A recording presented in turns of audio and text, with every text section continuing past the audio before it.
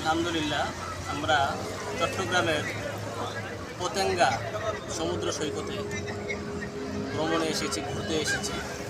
আল্লাহ রাব্বুল আলামিন কোরআনে কারিমে ইরশাদ করেছেন, সিরু ফিল আরদ, তোমরা ভ্রমণ করো, ভ্রমণ করে শিক্ষা অর্জন করো। দেখো আল্লাহ তাআলার সৃষ্টি কত সুন্দর, আল্লাহ কত মহান, কত চমৎকার সৃষ্টি। মহান আল্লাহ রাব্বুল আলামিনের সৃষ্টি প্রদর্শন করার জন্য, ইবরত গ্রহণ করার জন্যই আমরা আজকে এই সমুদ্র সৈকতে এসেছি।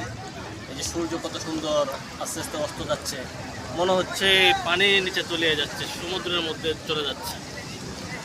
এটাই আল্লাহ তাআলার বরত্বের বহিঃপ্রকাশ। আল্লাহ তাআলা যে কত মহান, আল্লাহ রাব্বুল আলামিন। তাবারাকাল্লাহু আহসানুল খালিকিন। আরেকটা বিষয়, আজকে খুবই আশ্চর্যের বিষয়, আজকে মাঘ মাসের 2 তারিখ। লোকে বলে মাঘে শীতে মাঘে বাঘে কাঁপে। অথচ আমরা এই সমুদ্রের পাড়ে বসে আছি, মৃদু বাতাস আছে, তারপরেও আমাদের গরম লাগছে, গরম অনুভূত হচ্ছে, কোনো ধরনের ঠান্ডা বা শীতলতা অনুভব হচ্ছে।